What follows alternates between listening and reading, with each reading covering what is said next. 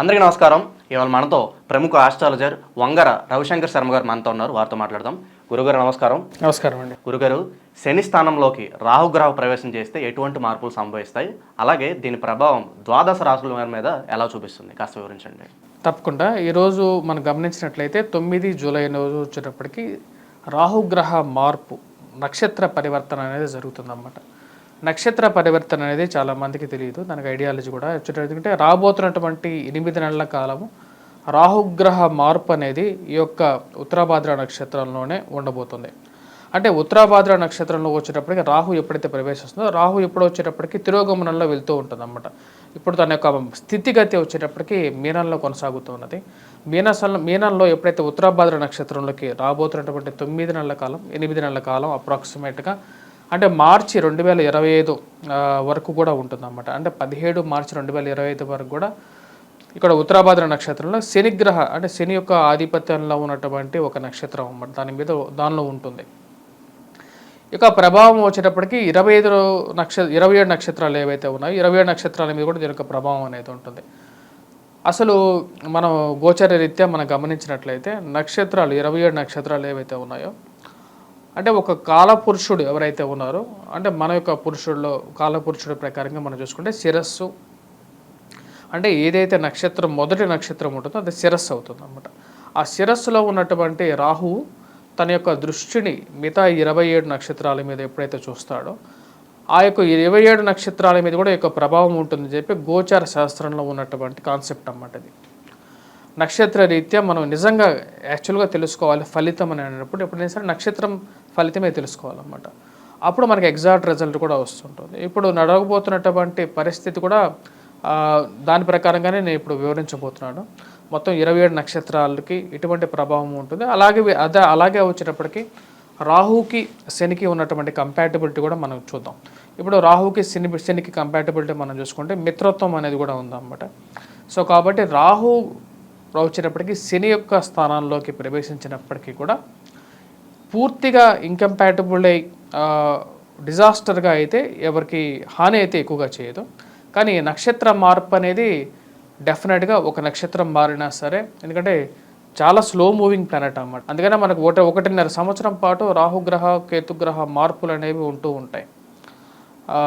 అలాంటి slow moving planet ఎప్పుడైతే 27 నక్షత్రాలు, ఒక నక్షత్రం మారటానికి 8 నెలల కాలం పడుతుంది.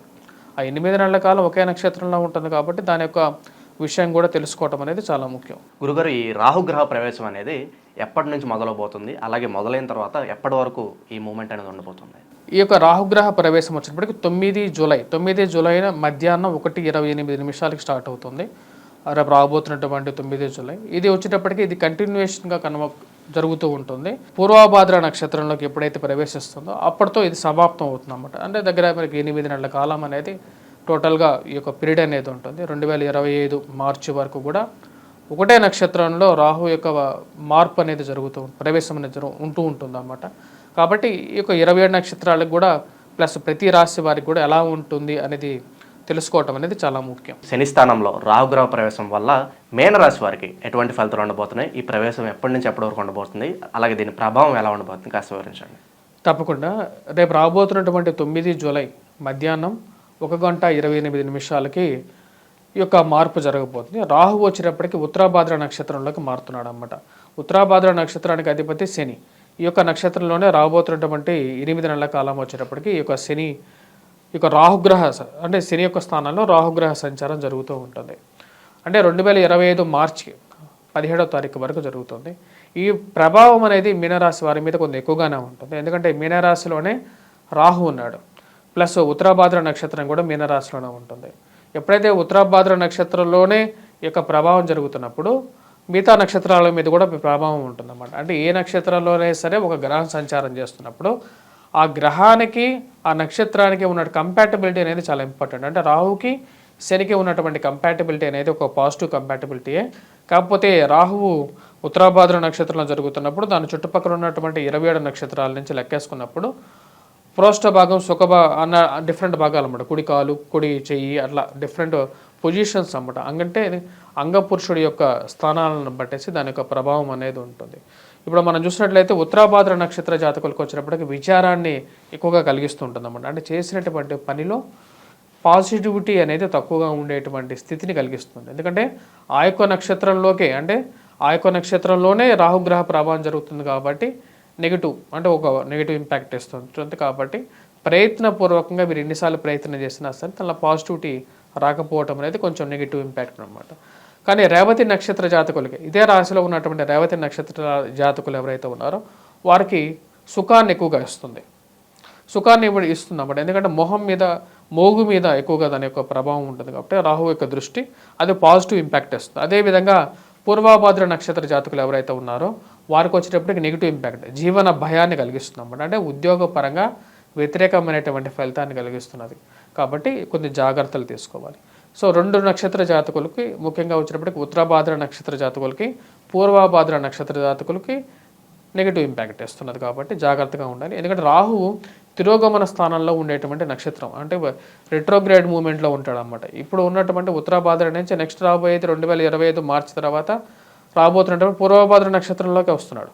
పూర్వభాద్ర నక్షత్ర జాతకులకి నెగిటివ్ ఇంపాక్ట్ అనేది ఇంకా పెరిగేది ఎప్పుడంటే 2025 మార్చిలోకి సొంత నక్షత్రంలోకి వస్తున్నాడు కాబట్టి అప్పుడు ఇంకా కొంచెం ప్రభావం అనేది చూపిస్తుంది. మీనరాశి వారికి కొంచెం జాగ్రత్తగా ఉండాలి. కాకపోతే ఈ మీనరాశి మీద మొత్తం మీద లేదు, రేవతి నక్షత్ర జాతకులకి మళ్ళీ పాజిటివ్గా ఉంది. సో ఈ రాశి వారికి వచ్చేటప్పటికి ఆరోగ్యపరంగా జాగ్రత్తలు, ఇన్వెస్ట్మెంట్ పరంగా జాగ్రత్తలు, డబ్బులు ఇచ్చినటువంటి డబ్బులు వెనక్కి రాకపోవటం, ఇవన్నీ అంటే చేసినటువంటి పనులు వెనక్కి తీసుకోవాల్సినటువంటి పరిస్థితి ఇవన్నీ జరుగుతూ ఉంటాయి కాబట్టి కొంచెం జాగ్రత్తగా ఉండాలి.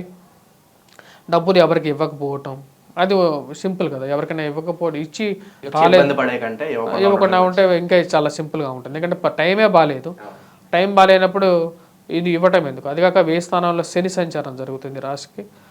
తృతీయంలో ఉన్నటువంటి గురువు యోగకారకుడు కాదు, శని బాగలేడు.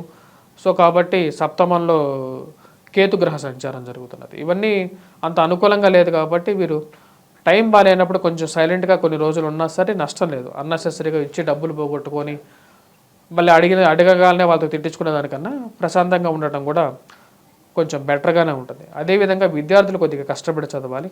ఈ రాశిలో ఉన్నటువంటి విద్యార్థులు కొద్దిగా జాగ్రత్తగా చదవటం, ప్లస్ అదేవిధంగా ఏ నక్షత్రానికైతే నేను విచారగ్రస్తంగా ఉంది, ప్లస్ ఏ నక్షత్రానికైతే జీవన భయాన్ని కలిగించేటువంటి స్థితి ఏర్పడుతున్నదో ఆ నక్షత్ర జాతకులు ఉద్యోగపరంగా జాగ్రత్తలు తీసుకోవటం, మార్పు చేర్పుల గురించి కొంచెం జాగ్రత్తగా ఆలోచించి ముందుకు వెళ్ళటం అనేది వీరికి ఎక్కువగా బెనిఫిట్ అనేది ఇస్తుంది అన్నమాట. ఎందుకంటే టైం బాగాలేనప్పుడు ఎక్కువగా మారకుండా వెళ్ళేటువంటి కంపెనీలు కరెక్ట్గా ఉన్నాయా లేదా, లేకపోతే స్థితికి బాగుందా లేదా అనేవి కొన్ని నిర్ణయాలు టెక్నికల్గా కూడా తీసుకోవచ్చు. అవి తీసుకొని ముందుకు వెళ్ళాలి. ప్లస్ అదేవిధంగా మీ జాతక రీత్యా కూడా సమయాన్ని చూసుకొని మార్పు చేర్పులు చేసుకోవాలి. మీన రాశి వారు ఎటువంటి పరిహారాలు చేసుకుంటే వీళ్ళకి శుభ ఫలితాలు ఉంటాయి అంటారు? మీన రాశి వారికి వచ్చేటప్పటికి ముఖ్యంగా విద్యార్థులు అంత అనుకూలమైనటువంటి ఫలితాలు లేదు కాబట్టి విద్యార్థులు వచ్చేటప్పటికి గాయత్రి మంత్ర జపం చేసుకోవటం, ప్లస్ గురుగ్రహ మంత్ర జపం చేసుకోవాలి. దత్తాత్రేయ స్వామిని పూజించటం అనేది అనుకూలమైనటువంటి ఫలితాలు ఇస్తుంది.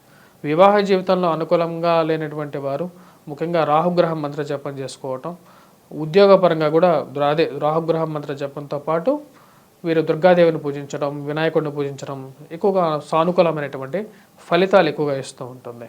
శని స్థానంలో రాహుగ్రహ ప్రవేశం వల్ల మీన రాశి వారికి ఎటువంటి ఫలితాలు ఉంటాయో తెలియజేసినందుకు ధన్యవాదాలు గురుగారు. ధన్యవాదాలు.